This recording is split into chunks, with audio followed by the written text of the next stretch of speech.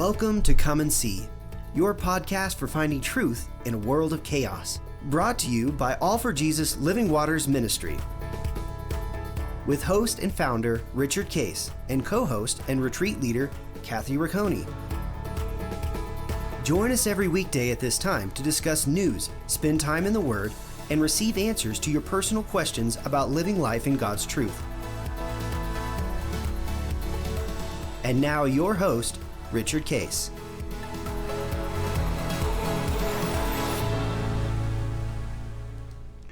Well, good morning, Kathy. This is airing on the 27th of February, Monday. We're showing that, and that happens to be a special day for you. So what is that? It does. It is our 30th anniversary. And this year, when this airs, I will be sitting in Spain with my husband. Looking forward to celebrating, yes. Where are you headed? What are you going to be doing there? So we are going to hit 3 different cities. We're flying into Malaga. So we're very much on the southern tip of Spain, but we're going to do Malaga, Granada, and Seville. And I think we may pop a day trip into Ronda while we're there, because we have been hearing from multiple sources that is well worth just going for the afternoon or whatever. But really looking forward to it. We've got some beautiful hotels booked, and have some of our dear lifelong friends who you met. Actually, Shanna and Weston are meeting us out there for part of the trip. We'll be there part of the time by ourselves and then overlap with them for several days. So that will be a lot of fun too.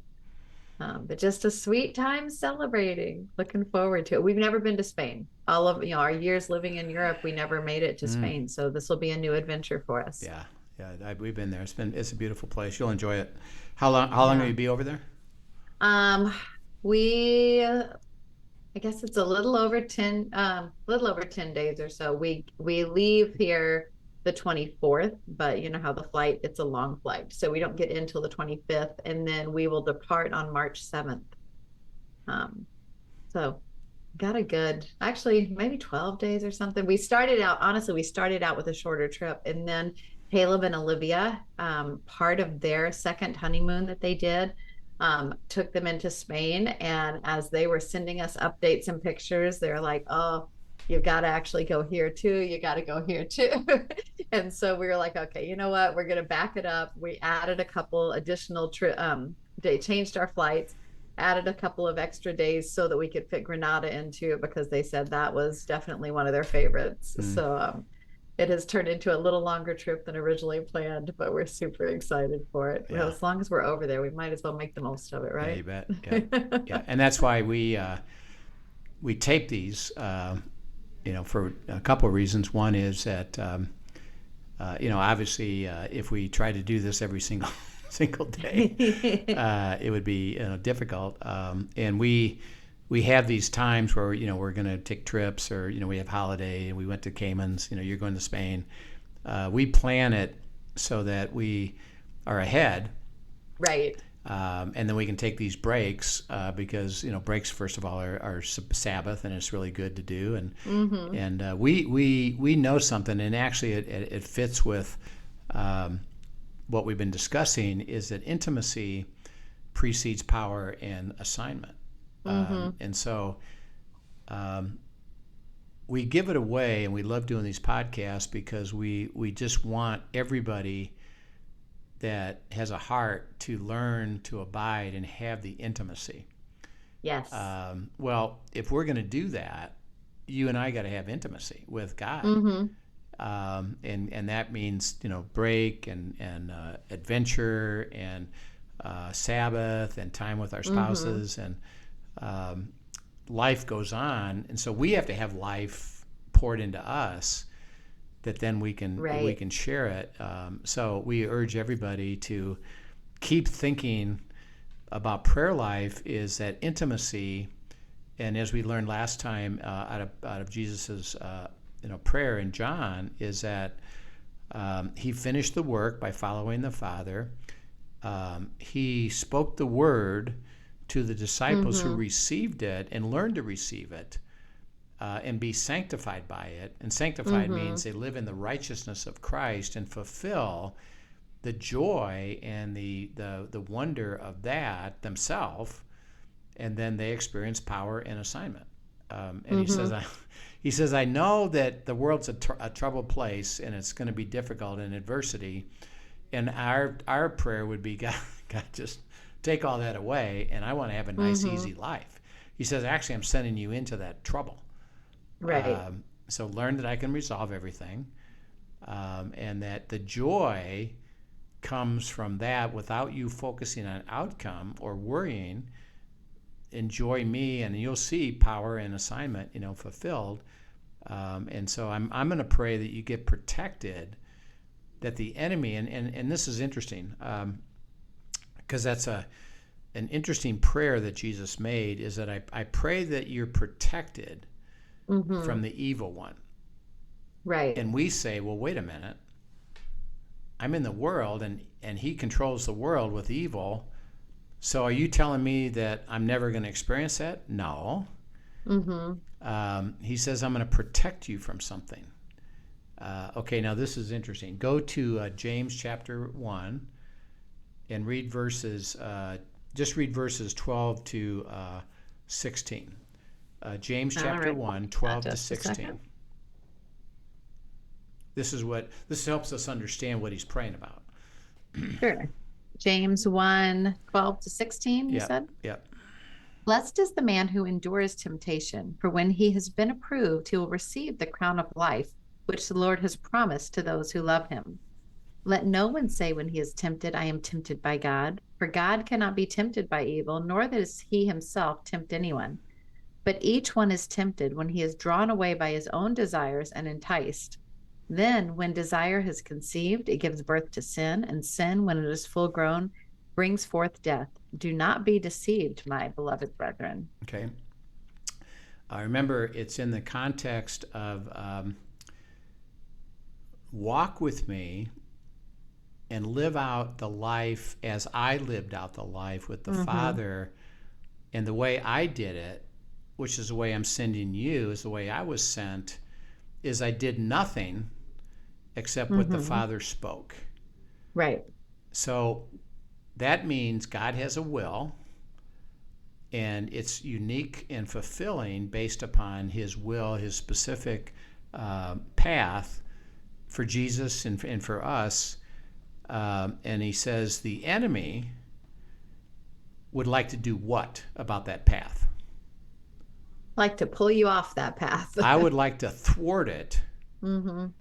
And he says that he knows something that we know. The only way that you can fulfill the path of God is to be with God. Right. He said the kingdom, that's why remember the basic prayer is thy kingdom come, thy will be done. You have to be in the kingdom, surrendered your will to his. He's the king, you're not. You're walking with him. My sanctification, my righteousness covers you when you just enter into my presence. And how do you enter into my presence? Surrender your will and live in the kingdom. And then we will fulfill the path that I have for you, which exists in the kingdom of God while you're in the world. And I will show you the beauty of fulfillment, overcoming trouble, resolution, spectacular things, blessed to be a blessing, super abundant life. Remember, and we're not talking necessarily financial, we're talking all of the beauty of the fullness of God, which, by the way, brings joy. Okay, the enemy wants to do what? Steal, kill, and destroy, pull you off that path. Pull me out. And he says, how does he do it? He appeals to your what? To your own desires. Your own desire, where you say, I'm going to.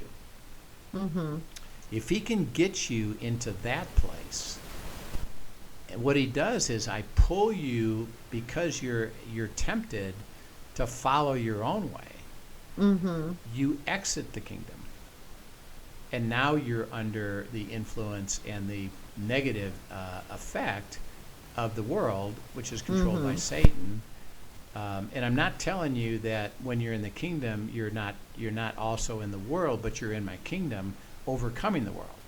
The enemy wants to pull you out of the kingdom where now you can't overcome the world and you're going to get whacked. Right. So he says, when I pray that you're protected, think about what he's saying. Is that while you're walking with me, I'm praying that you continue to follow me and don't let the temptation to self pull you away. That's what I'm praying about. Right. Something I heard the other day that I don't know if I can express it as well as what I heard, but I thought it was such a important perspective that was new to me. Actually, I hadn't really thought about it. Is Jesus prayed this. He always prayed the will of the Father. And so this isn't a maybe. This is a guarantee to us if we choose to step into it. Because God answers Jesus's prayers, So this is something, that is something that we have 100% access and privy to because Jesus prayed that for us. And I think sometimes we get in the woe is me, I'm a fleshful, sinful person, and I'm going to just go off and be tempted by my own desires. And we forget the power that we have to stand against this because of who Christ is. Right. Yeah. Yep. Not that we don't still fall into it, but when we do, it's of our own accord because we have all the power available to us to not. That's right. And to be constantly sanctified by the truth, right. And therefore choose to keep receiving the words that we abide in, and not be drawn away. So he says, I pray that you don't get drawn away, that you have strength, and keep realizing it's better to be with me than not. And that's what let's keep reinforcing that. Okay, so now go to John 17 and read verses 20 through 26. Sure. I do not pray for these alone, but also for those who will believe in me through their word, that they may all be one, as you, Father, are in me and I in you, that they also may be one in us, that the world may believe that you sent me. And the glory which you gave me, I have given them, that they may be one just as we are one, I in them and you in me, that they may be made perfect in one, and that the world may know that you have sent me and have loved them as you have loved me. Father, I desire that they also, whom you gave me, may be with me where I am, that they may behold my glory, which you have given me, for you loved me before the foundation of the world. O righteous Father, the world has not known you, but I have known you, and these have known that you sent me. And I have declared to them your name, and will declare it, that the love with which you loved me may be in them, and I in them. Yep. So he says, I've given you truth, and now I know something about it, that I'm praying for, obviously, these guys that are with me right now, but I'm praying for the next generation. That's us. That's us. He says in verse 20 that what? That will believe what? That they'll believe in him through their word, through their testimony. Okay, their word. And where do they get their word? From the Father. From the Father. From the assignments that I give you. So that, and I was just talking to a group of people. We were talking about intercessory prayer. And we start with, tell us what's on your heart. What do you want us to pray for each person? And they expressed, everybody, and it wasn't because they just were expressing it. I'm praying for my son, my daughter, my friend, my relative. I said, okay, did you realize what your heart was? It wasn't just for you. You prayed for those people next to you. I said, now, those people next to you, how effective are they at receiving God's word? They all said, they're not. I said, okay. Who is? Well, those me. who are walking with well, them. Me. Yeah. Yeah, they said, well, me. I said, okay, now think about that. You're the only one standing next to them that can invite them to the truth and teach them what it means to walk with him and to have things fulfilled. And that's your assignment. And by the way, your assignment isn't I have to. It's, well, Father, my son, here's my situation with my son. What do you got to say about that? Let me walk you into that. And you're in dialogue with God. You're having joy, not discouraged that your son isn't doing what you know would be better, but you know that God's speaking to you and going to give you wisdom and insight and understanding of what it is that he has to say. And it's a privilege. Why? You're the only one standing next to him that could even have this possibility. Right. What a great assignment is that going to be? And so we start to look at assignments way differently. And he says, Jesus says, because they're going to follow my assignments, there's going to be the next generation and the next generation. And here we are 2,000 years later. We're still in that place. Right. And we're receiving it and we're giving it away to perpetuate the truth because people will believe, through the word. And he says, what I pray is that they all, what does he say there in verse 21? That they all may be one, as you, Father, are in me and I in you, that they may be one in us, that the world may believe that you sent me. Okay, so think of oneness, agreement, harmony, unity. Father, you and I are in unity. We've always been in unity. I pray that they join us in that unity, which, remember, what we've been talking about means what? They hear what we have to say. Right. They come to an agreement with what I have to say. Right. They then speak what I have to say, and they experience power and assignment. How cool is that? Absolutely. And he said, by the way, that they all may be one, so that ideally, if I'm in unity with God, I would love for what? Linda to be in unity. And by the way, she has to be there first, just between her and God. Then together we can join that. And then, by the way, our inner circle. Who's our inner circle? People that want to go to unity with God. Not because I agree. It's not that I agree with what you're doing, Rich. It's that, hey, together, let's go seek God's will together. And then ideally, if it's a few people in your inner circle, then your small group would do that, and then maybe the next small group, and see, it goes on and on and on. They said that they all may be learning this idea of unity. Right. The beauty of that, I'm actually, all of it's beautiful, but the beauty of that to me lies in the very last part, where it says that they may be one in us, that the world may believe that you sent me. And there's a lot at stake in that unity, I think is what's so beautiful, that he says that when this happens correctly, the world sees Jesus.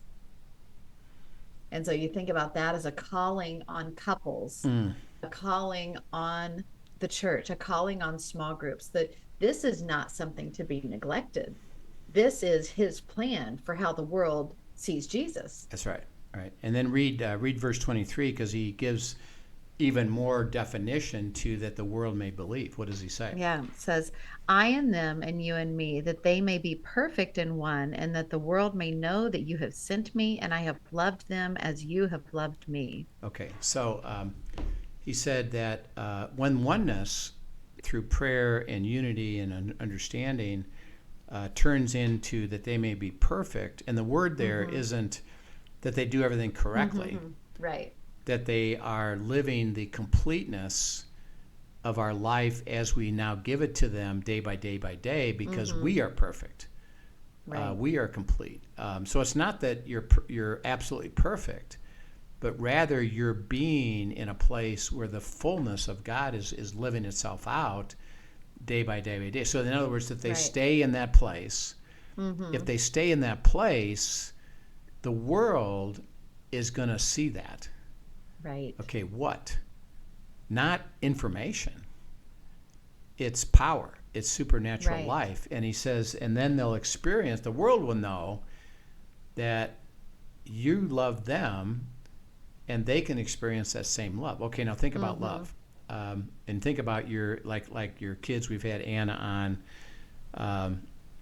Your heart for Anna right now is what? That she excels not just in scholastics, at college, but that all of her life has a beautiful joy to it, and the fullness of that happens. That's your heart toward her. Absolutely, yeah. And what would you do to facilitate that? Okay, she has a problem. She calls you up. Okay, let's process that so that we can get you through that problem. Why? That's your love for her. Right. Now, it isn't, well, you shouldn't have it, or suck it up, or put up with it. It's, okay, let's walk through, and because you're walking with God, and then she can walk with God, we know that God will resolve it, and the love of God will be known, because he doesn't want to leave you in what I call mediocrity, or leave you in the middle of the problem and never get it resolved. People will see that. Yeah, I had a problem. By the way, you're going to have a problem. But I went to God, and I became one with him, and he demonstrated his power to us and resolved this issue. And it was fantastic. And man, it's nothing but great. It's blessed to be a blessing, the superabundant life. And we keep helping everybody know, hey, I'm not telling you you're not going to have it. But in that, you're going to see the love of God, who loves you and wants you to have a great life. And so he said, if they could join me in that position, then our ability to perpetuate the life of God and have more and more and more people come and be with us, and by the way, what? Not learn about us, become one with us. Right. That's it right there. And then guess what? That's world, that intimacy. The world will see it, and they'll be blessed by it. So he just keeps saying that that they can join me where I am, and this is a cool sentence of think about, and it actually says this several times in the New Testament. Where is he? He's at the right hand of the Father. And he says, Paul says this in Ephesians, and you are lifted up with him to that place. Yes. To the throne room, to where you can have dialogue with the Father, because you're with Christ. He's in the resurrection, the power of the resurrection. Go follow me in the resurrection. I pray that they join us here, and they understand that beautiful, intimate relationship, and then they carry it out as they're living in the world, and they're in both places, basically. They're with us in the heavenlies, and they're in the world, living it out. By the way, we know something in the world. They're going to have what? Trouble. They're going to have trouble. Yep. But they demonstrate that I work them through that and resolve them all. I resolve every one of them. That's my heart. That's love. And it's glorified in the midst of it. And then we get to be glorified because they can't do it themselves, one. And when it does happen, they know, and they can only bear witness that it was my work and our work that did it, and they will more than happy to share that, because they don't even want to take credit for it. Right. All they take credit for is I was with him. Yep. I love it. And he did it. So it's such a beautiful truth as we think through the whole conversation. Is what did Christ keep reminding throughout the entire prayer? Who was he with? He was with the Father. He was with the Father. He was one with the Father. He received the words of the Father. He lived the life of the Father. He had intimacy with the Father. He said, that's what your prayer life should be like. Keep understanding it's about intimacy with the Father, because that's how I lived it out. And I'm going to pray that you stay there, receiving the words, receiving the resolution, receiving the beauty of it, the joy of it, the wonder of it, the power of it. Stay there, and you will have great experience. It'll be demonstrated in your assignments and in the power of those assignments. And it'll just be day after day, week after week, month after month. And because you'll experience it, by the way, you won't, I'm going to pray that you get protected, that you realize it's better to be there than not. Right. So stay there. Yeah. And even again, we've said this before, but just that reminder, if Jesus needed to be with the Father, who are we to think we can do it on our own? Yeah. And see the beautiful, and that's why the beautiful thing of the truth of it is that what? it's not a mechanical thing. It's I've given you myself. That's how I did it, and now you have that very, very same power experience because it's me in you doing that. It's not just a fleshly thing, it's a spiritual thing, and I've given you myself to do it. So I believe it. So we'll continue on with more examples of prayer, but this expression of Jesus's prayer is such a profound and deep and beautiful thing. We would urge everybody, by the way, to go back and spend some more time yourself pondering the truths of what Jesus spoke about. And the question is really simple: do you live your prayer life in the same way? It's really a cool thing. Oh, that's good. Yep. That's really good. Well, thank you so much for sharing today. These last couple of days have been some of my favorite teaching we've done even on this. So just love it. But thank you for joining us, everyone. Send in your questions if you got them. questions@afjministry.com, and have a great afternoon. Yep, we'll see you then. Thank you for joining us for today's episode of Come and See, your podcast for truth in a world of chaos. Brought to you by All for Jesus Living Waters Ministry. Send us your questions and comments, and tune in tomorrow for more answers to your personal questions about living life in God's truth. Remember, God's will is best and none better. His truth brings peace in this world of chaos.